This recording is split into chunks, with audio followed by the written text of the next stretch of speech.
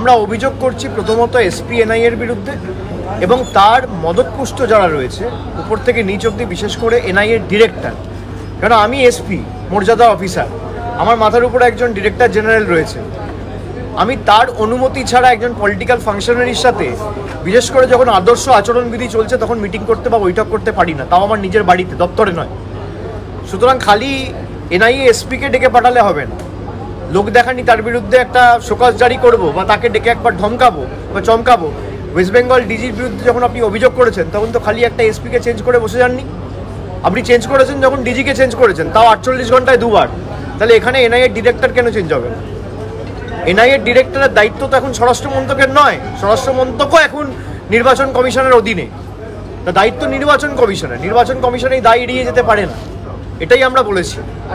সুতরাং আমরা আশাবাদী যে নির্বাচন কমিশন যে পক্ষপাতদুষ্ট আচরণ করছে এবং যেভাবে বিরোধী দলের কর্মীদের, আজকেও দেখবেন আমাদের হাইকোর্টে আমরা গেছিলাম, সেখানে নো কোয়ারসিভ দেওয়া হয়েছে যে নির্বাচন পর্যন্ত কোনোরকম কোনো কড়া ব্যবস্থাই এদের বিরুদ্ধে নেওয়া যাবে না। আমরা ধন্যবাদ জানাই হাইকোর্ট, সুপ্রিম কোর্টের এখনও অনেক বিচারপতি রয়েছেন যারা সংবিধানটাকে বাঁচানোর জন্য, গণতন্ত্রকে বাঁচানোর জন্য জীবন প্রাণ লাগিয়ে কাজ করছে। আমরা তাদের কাছে কৃতজ্ঞ। তারা যদি আজকে না থাকতো, দেশের সংবিধান বা গণতন্ত্র কিছুই থাকতো না।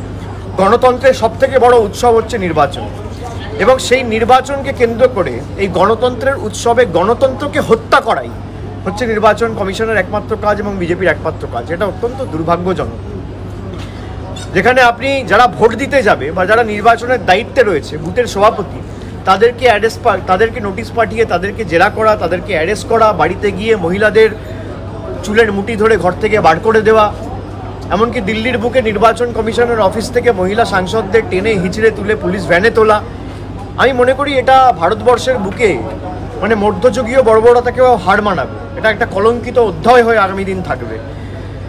এবং আমরা গতকাল যখন এই অভিযোগগুলো করেছি বা আমাদের বক্তব্য রেখেছি, রাজ্যপালও একমত হয়েছে যে তোমাদের দাবিগুলো অত্যন্ত ন্যায্য এবং ন্যায়সম্মত, এবং যতদিন না এই দাবির ক্ষেত্রে ব্যবস্থা হবে, নির্বাচন কমিশনের তরফ থেকে একটা সদর্থক ভূমিকা নির্বাচন কমিশন পালন করবে এবং কোনো ইতিবাচক পদক্ষেপ গ্রহণ করবে, আমাদের এই লড়াই চলবে।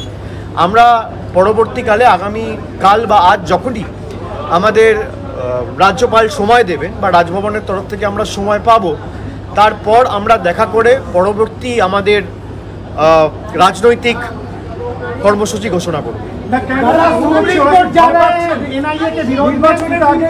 बिल्कुल जाएंगे। और भैया सुन लो, जो एनआईए के हित में बोल रहे हैं ना कि कोई मीटिंग नहीं हुआ था, उनको बस इतना कहना चाहता हूं कि मीटिंग का आप छोड़ दो। आपके हाथ में पैकेट था, बीजेपी का जो आदमी गया एनआईए का ऑफिसर के घर में, वो सफेद शर्ट पहन के हाथ में पैकेट लेके घुसा है और जब निकला है तो बिना पैकेट के निकला है। इसका हाई क्वालिटी फुटेज भी सुप्रीम कोर्ट में हम लोग देंगे। उसका हिम्मत है तो फिर उसको जो बोलना है वो कोर्ट में बोले।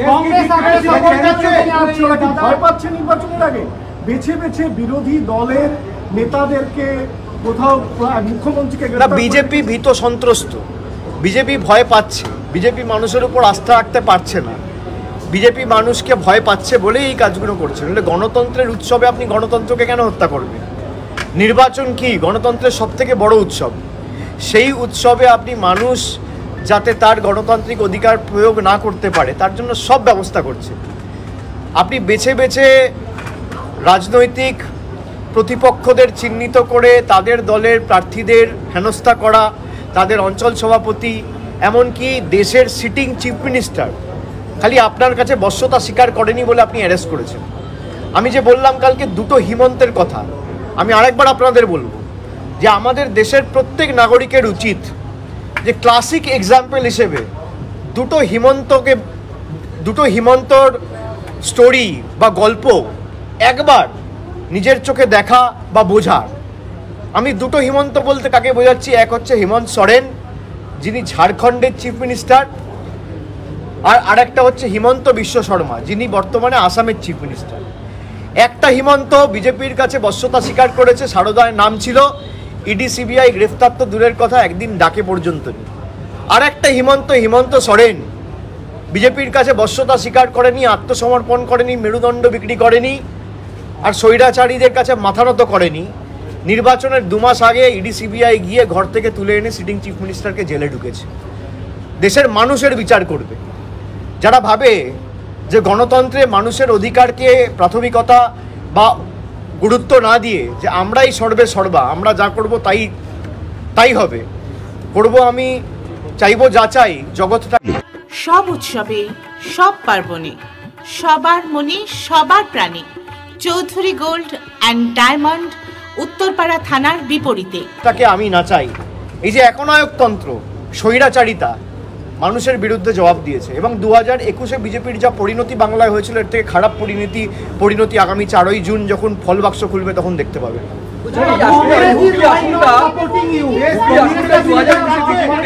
It is Congress's internal matter. How can I say? And I cannot even ask them what to do and what not to do. They know what is best in their interest and they have every right to take their own decisions.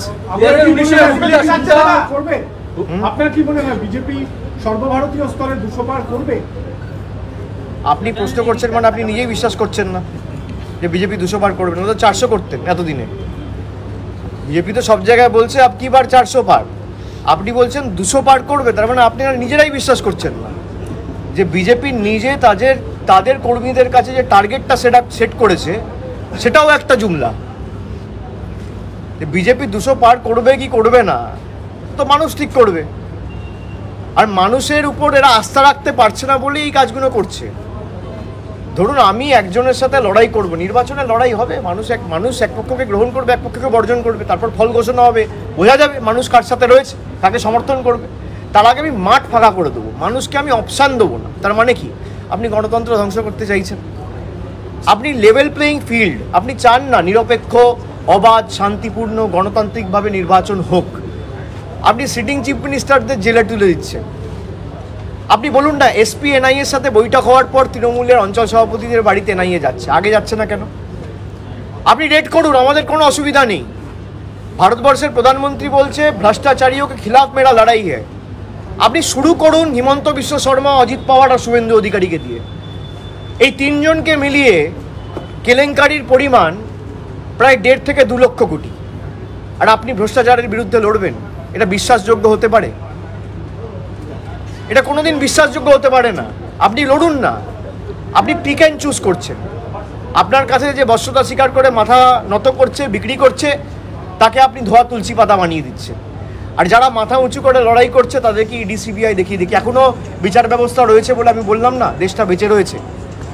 আমি আশাবাদী যে মানুষ কখনো এই ধরনের লোকেদের পছন্দ করে না, এই ধরনের পরিবেশ পরিস্থিতি, এই ধরনের রাজনীতিকে সমর্থন করে না। এবং এর বারে বারে প্রতিফলন আমরা বিভিন্ন নির্বাচনে দেখেছি। যারা ভেবেছিল এই সিপিএমের, আপনি যদি উদাহরণ নেন, কোনোদিন সিপিএম ভেবেছিল যে আমরা ক্ষমতাচ্যুত হব বাংলা থেকে? আজকে সিপিএমের আসন সংখ্যা বাংলায় 0, লোকসভায় সিপিএমের আসন সংখ্যা 0।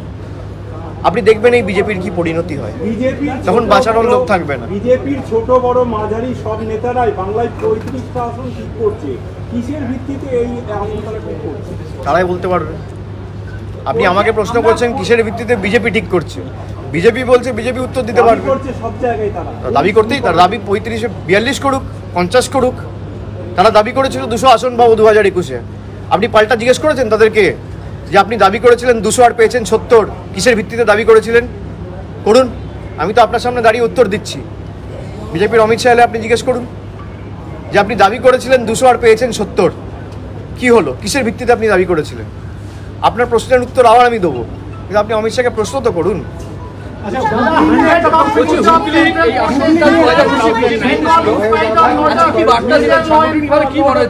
দেখুন, কয়েকটা জায়গায় আমাদের যেখানে সাংগঠনিকভাবে সমস্যা ছিল, আমি বিস্তারিত তো সংবাদ মাধ্যমের সামনে ইন্টারনাল পার্টি মিটিংয়ে কি আলোচনা হয়েছে এটা বলতে পারি না।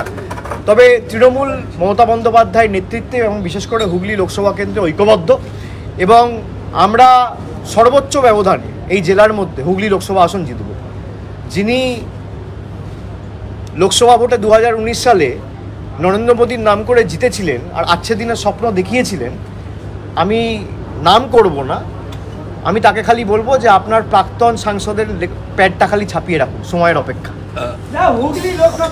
সারদা হাসপাতাল হুগলি জেলার অন্যতম সেরা হাসপাতাল। এখানে সুলভে ডায়ালিসিস, এক্স-রে, প্যাথোলজি, সমস্ত রকম রক্ত পরীক্ষা, ইউএসজি, সিটি স্ক্যান করা হয়। এছাড়াও এখানে শিশু বিভাগ থেকে শুরু করে মহিলা এবং সমস্ত রোগীদের বিশেষজ্ঞ চিকিৎসক দিয়ে চিকিৎসা করানো হয়। এখানে মেজর এবং মাইনর ওটি করা হয়। আজই এই সমস্ত সুবিধা পেতে যোগাযোগ করুন 03326745678 এই নাম্বারে।